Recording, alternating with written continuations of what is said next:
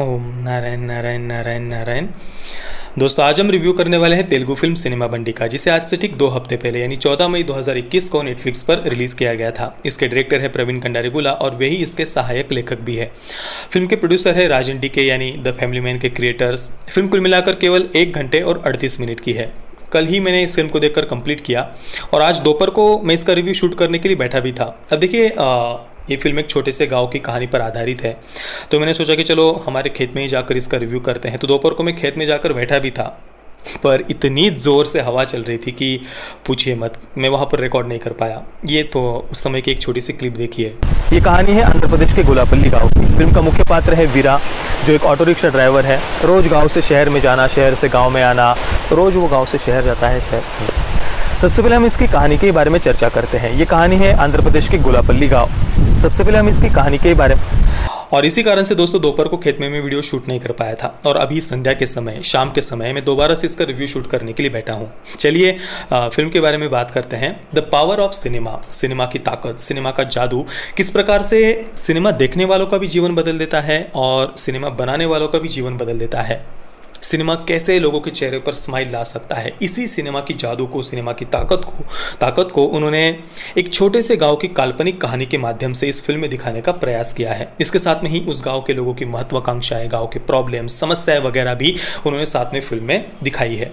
Film की कहानी के बारे में बात करते हैं। ये कहानी है आंध्र प्रदेश के एक छोटे से गाँव गोलापल्ली की। फिल्म का मुख्य पात्र है वीरा बाबू, जो एक ऑटो रिक्शा ड्राइवर है। रोज़ गांव से शहर जाना, शहर से गांव आना, ये उसकी दिनचर्या है। वो अपनी पत्नी से बहुत ज़्यादा प्रेम करता है। ऐसे ही एक दिन शहर से गांव आने के बाद में उसे अपनी ऑटो में एक बहुत ही एक्सपेंसिव, महंगा ऐसा कैमरा मिलता है। उस कैमरे को मिलते ही वो अपने मित्र, फोटो स्टूडियो वाले फ्रेंड गणपति को बुला लेता है कि भाई ये क्या चीज़ है, इसका हम क्या कर सकते हैं। तो दोनों निर्णय लेते कि चलो हम इस कैमरे को रेंट पर दे देंगे या कहीं पर बेच देंगे।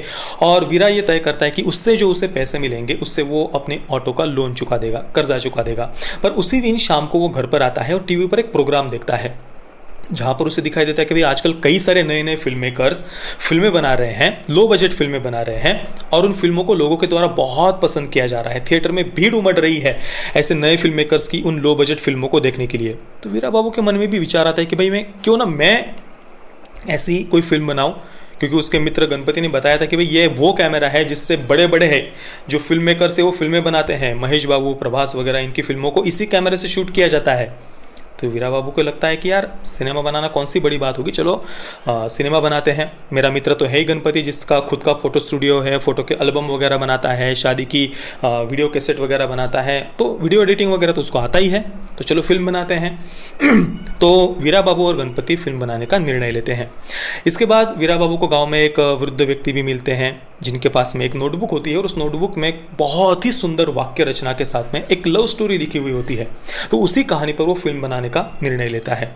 इसके बाद में अगला उनका काम होता है कि भाई फिल्म के लिए एक हीरो और हीरोइन को ढूंढना। तो एक गुड लुकिंग, बहुत ही सुंदर ऐसे हीरो को वो पूरे गांव में ढूंढते हैं, पर कहीं पर भी किसी को देखकर उन्हें वो लगता नहीं कि भाई ये हमारी फिल्म का हीरो बन सकता है। आखिरकार वो एक नाई की दुकान पर आकर रुकते हैं और वहाँ पर दुकान के बाहर जो पोस्टर्स लगाए होते हैं वो देखकर उनको लगता है कि हाँ ये हमारी फिल्म का हीरो हो सकता है। तो वो नाई को पूछते हैं, वहाँ पर जो होते हैं कटिंग कर रहे होते हैं, उनको पूछते हैं कि भाई ये कौन है। तो वो मरी दैया, उसका जो नाम होता है, वो कहता है कि भाई ये तो मैं खुद हूँ।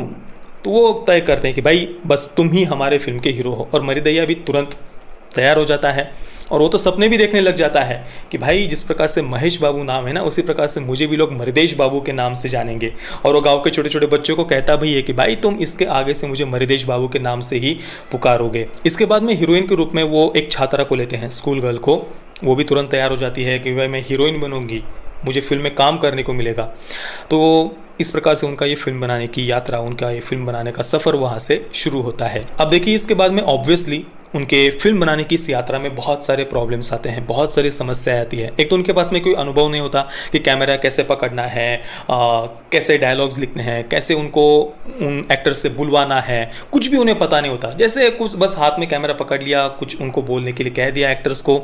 इस प्रकार से वो बनाने का प्रयास तो करते हैं, पर बहुत सारे प्रॉब्लम्स उनके इस फिल्म बनाने की यात्रा में आते हैं। बीच में ही कोई भी शूटिंग करते समय बीच में आ जाता था, या कभी लाइट चली जाती थी, बैटरी ख़त्म हो जाती थी, ठीक से कोई डायलॉग्स नहीं बोल पाते थे, बार बार रिटेक उन्हें लेने पड़ते थे। ऐसे कई सारे प्रॉब्लम्स आते हैं और इन प्रॉब्लम्स के साथ में ही गाँव की भी कई सारी समस्याओं को उन्होंने फिल्म में दिखाया है। जैसे कि बार बार बिजली का जाना, वहाँ पर पानी का ना होना, ठीक से सड़कें ना होना, गाँव की जो स्कूल है उसकी छत तक टूटी हुई है। ऐसे कई सारी गाँव की समस्याओं को भी फिल्म में साथ में उन्होंने दिखाया है। देखिए, जब मैंने फ़िल्म को देखना शुरू किया था तो शुरुआत में मुझे ऐसा लगा था, जब वो ये तय करते हैं ये कैमरा लेकर कि वो एक फ़िल्म बनाएंगे, तो शुरुआत में मुझे ऐसा लगा था कि शायद वो गांव की समस्याओं को दिखाने वाली कोई डॉक्यूमेंट्री बनाएंगे और फिल्म के सेकंड हाफ में एक बहुत ही इमोशनल ऐसा कोई मैसेज वो फिल्म के एंडिंग में देंगे। गांव की समस्याओं को दिखाने वाली वो डॉक्यूमेंट्री तुरंत लोगों का ध्यान आकर्षित कर लेगी और लोग उस डॉक्यूमेंट्री को पसंद करेंगे। ऐसा कोई इमोशनल मैसेज सेकंड हाफ में होगा, ऐसा मैंने सोचा था, पर ऐसा कुछ नहीं था। वो एक लव स्टोरी बनाते हैं। फिल्म की सबसे बढ़िया बात मुझे ये लगी कि फिल्म में गांव के लोगों को जिस प्रकार से उन्होंने दिखाया है, यानी गांव का चित्रण जिस प्रकार से उन्होंने फिल्म में किया है, वो बहुत ही ज़्यादा रियलिस्टिक था, मतलब लगभग परफेक्ट था ऐसा मैं कहूँगा। हाँ, कुछ बातें मुझे सही नहीं लगी, वो मैं बाद में आपको बताऊंगा, पर ज़्यादातर समय मुझे गांव का जो चित्रण है, जिस प्रकार से उन्होंने गांव के लोगों को दिखाया है, वो मुझे बहुत पसंद आया। यानी ज़बरदस्ती की कोई पेट्रियार्की या गांव के लोग बस, गांव के जो पुरुष है, मर्द है, वो बस डंडे लेकर बैठे हुए हैं, महिलाओं पर अत्याचार कर रहे हैं, वैवाहिक बलात्कार कर रहे हैं, महिलाओं को पटक कर मार रहे हैं, या छोटी बच्चियों को बस जन्म लेते ही कुएं में फेंक रहे हैं। ऐसा कोई ज़बरदस्ती की पेट्रियार्की वगैरह वो दिखाने का उन्होंने प्रयास नहीं किया है। उल्टा गांव की महिलाओं को काफ़ी ज़्यादा सशक्त भी उन्होंने दिखाया है। जैसे कि अभी देखिए, जो मरिदैया का कैरेक्टर है, मरिदेश बाबू, उसकी जो गर्लफ्रेंड दिखाई है मंगा, उसका खुद का सब्जी का ठेला है और वो किसी की एक ऊंची आवाज़ भी सुनती नहीं है।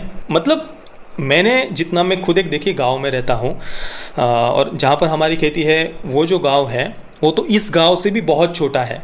जिस प्रकार से इस गांव को दिखाया है उससे भी बहुत छोटा वो गांव है, और वहाँ पे ही मैं पला बड़ा हूँ बचपन से ही। और जितना मैंने गांव में देखा है, गांव की महिलाओं को ये ज़बरदस्ती फिल्मों में जो आपने देखा होगा, जो आर्ट फिल्म्स वगैरह होती है, उनमें ज़बरदस्ती की पेट्रियार्की दिखाने के लिए इस प्रकार से समाज का चित्रण किया जाता है, वैसा बिल्कुल भी गाँव नहीं होते हैं।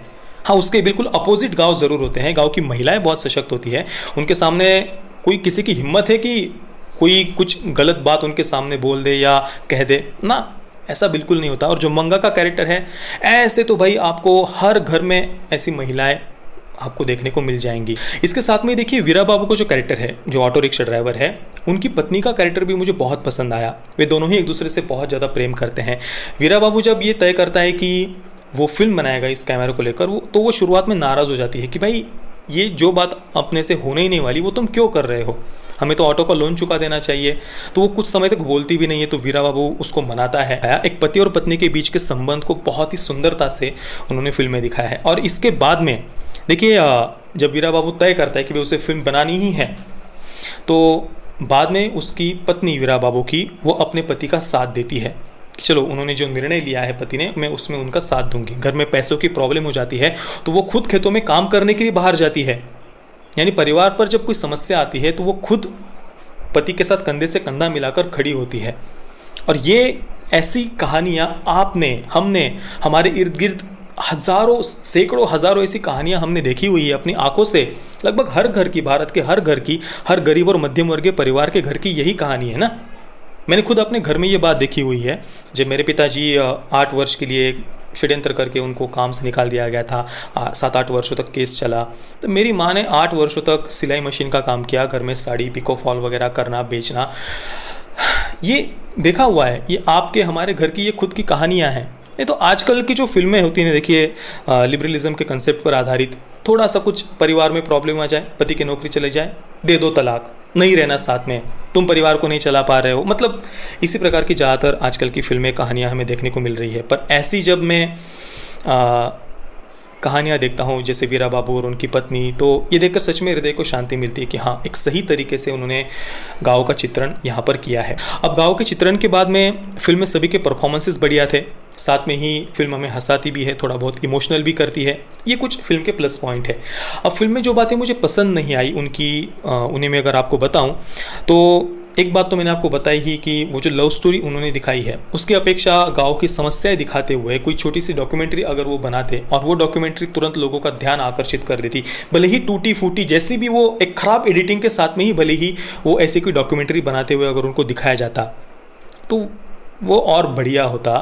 वो ज़्यादा मैच्योर गांव के लोग हैं ऐसा हमें लगता। साथ में ही वो जो वृद्ध व्यक्ति जिनको दिखाया है, एंडिंग में बताया गया है कि वो उनको पढ़ना तक नहीं आता, तो वो कहानी वगैरह कहाँ से लिखेंगे। इसके अपेक्षा उन वृद्ध व्यक्ति को कोई ऐसी उनके पास में बुक होती जिनमें उन्होंने गांव की समस्या पर आधारित कोई छोटी सी कहानी लिखी हुई है, छोटी सी कविता लिखी हुई है। इस प्रकार से काफ़ी मैच्योर उन वृद्ध व्यक्ति को भी अगर दिखाया जाता तो फिल्म और ज़्यादा प्रभावशाली होती। या फिर अगर उन वृद्ध व्यक्ति को उन्हें फिल्म में अनपढ़ ही दिखाना था तो अनपढ़ होते हुए भी वे वीरा बाबू को कोई बहुत बढ़िया सुझाव देते हैं, कोई बहुत बढ़िया सजेशन देते हैं, कोई बहुत बढ़िया आइडिया देते हैं फिल्म बनाने के लिए, ऐसा भी दिखाया जा सकता था। क्योंकि देखिए, अनपढ़ कोई व्यक्ति अनपढ़ है तो वो भोंदू ही हो, नासमझ ही हो, बुद्धिहीन ही हो, यह आवश्यक नहीं होता ना। बाहर की जो भौतिक शिक्षा है वो किसी की बुद्धिमत्ता का सर्टिफिकेट नहीं होती। हाँ, भौतिक शिक्षा है तो अच्छी बात है, पर कई लोग अनपढ़ होते हुए भी उन्होंने जीवन में बहुत कुछ अचीव किया होता है। तो अनपढ़ होते हुए भी उस वृद्ध व्यक्ति के कैरेक्टर को मैच्योर, बुद्धिमान, अनुभवी दिखाया जा सकता था और इससे फिल्म का प्रभाव और ज़्यादा बढ़ता।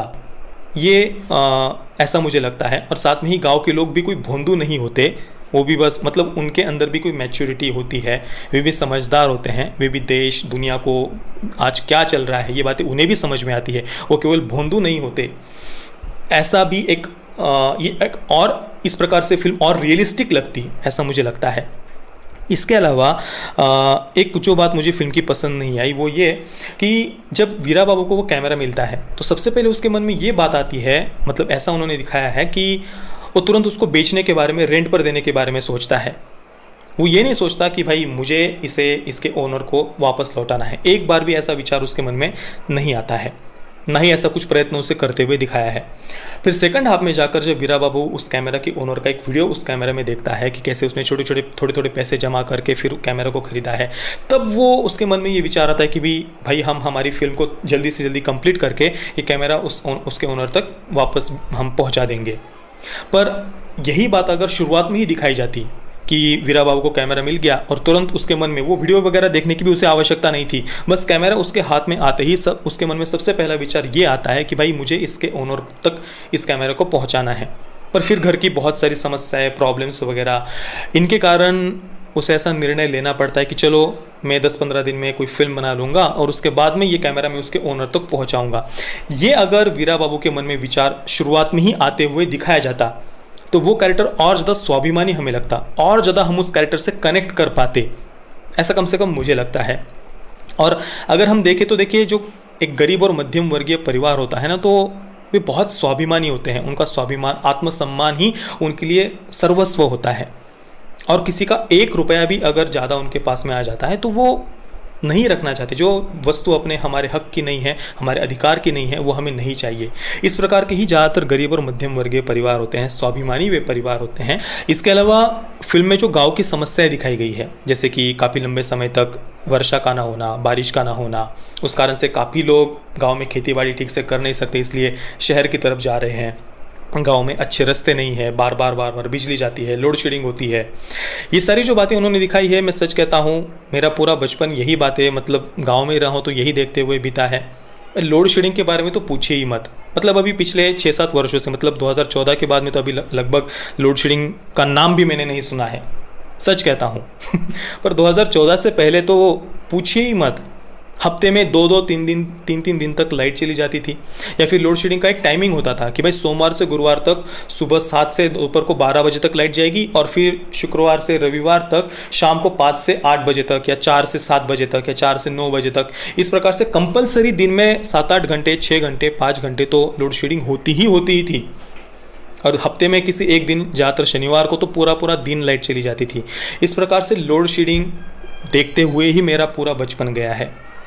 और गांव में तो पूछिए ही मत, जहाँ पर खेती है वहाँ पर तो कई दिनों तक लाइट होती ही नहीं थी। वो छोटी सी चिमनी जलाकर खाना वगैरह बनाना, उसी में खाना खाना, ये इसी प्रकार से समय बीता है। पर अभी पिछले 6-7 वर्षों में जितना मैंने देखा है, गांव में भी अभी कम से कम सिंगल फेज लाइट तो 24 घंटे रहती है। भले ही 3 फेज लाइट कुछ कम समय के लिए आती है, पर सिंगल फेज लाइट अभी 24 घंटे तक रहती है।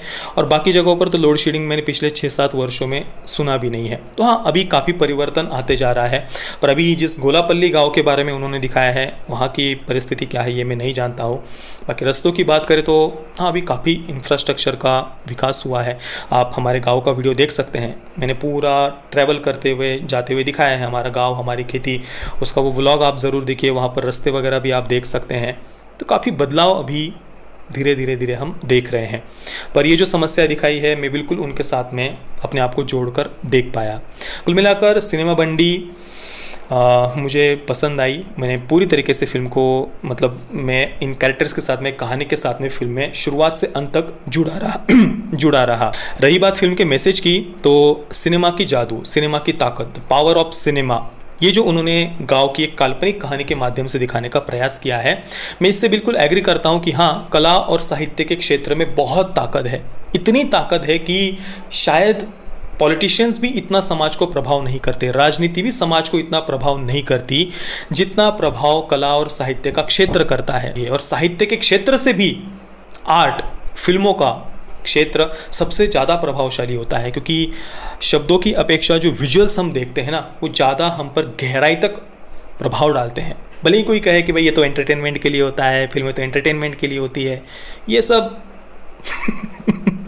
बहुत ही मजाकिया बातें हैं। फिल्में बहुत ज़्यादा समाज में परिवर्तन लाने की क्षमता रखती है, समाज पर असर करती है। पर फिल्में तभी तक समाज में कोई पॉजिटिव चेंज ला सकती है जब तक वो अपनी जड़ों से जुड़ी हुई होती है। कला का क्षेत्र जब तक अपनी जड़ों से जुड़ा हुआ होता है, कला या साहित्य का क्षेत्र, भले वो फिल्में हो, वेब सीरीज़ हो, कोई पुस्तक हो, कोई नॉवेल हो, कोई नाट्य हो, ड्रामा हो, स्टेज प्ले हो, कुछ भी हो, वो तभी तक समाज में कोई पॉजिटिव चेंज ला सकते हैं जब तक वो अपनी जड़ों से जुड़े हुए होते हैं, अपने रूट्स से जुड़े हुए होते हैं, नैतिक मूल्यों से जुड़े हुए होते हैं। तब तक वो समाज में एक पॉजिटिव चेंज लाते हैं। पर जब ये कला और साहित्य का क्षेत्र अपनी जड़ों से टूट जाता है, नैतिक मूल्यों से दूर जाकर लिबरलिज्म की बातें करने लगता है, तब यही कला और साहित्य का क्षेत्र समाज में बस बर्बादी लाता है, डिस्ट्रक्शन लाता है। इसके अलावा वो कुछ भी नहीं ला सकता। तो हाँ, इससे मैं बिल्कुल एग्री करता हूँ कि सिनेमा सबसे ज़्यादा समाज पर, लोगों के मन पर प्रभाव डालता है। मैं सिनेमा बंडी को दूंगा 8 out of 10 stars. Parental guidance की बात करें तो फिल्म में कोई सेक्स नहीं है, न्यूडिटी नहीं है, कोई वायलेंस नहीं है, कोई खास ऐसी स्ट्रॉन्ग लैंग्वेज भी नहीं है। तो अगर आप देखना चाहते हैं परिवार के साथ में तो बिल्कुल देख सकते हैं। नेटफ्लिक्स इंडिया पर इंग्लिश सबटाइटल्स के साथ में ये फिल्म अवेलेबल है। बाकी आपने अगर इस फिल्म को देखा है तो आपका एक्सपीरियंस कैसा रहा, मुझे अब नीचे कमेंट में ज़रूर बताइए। जय श्री राम, वंदे मातरम।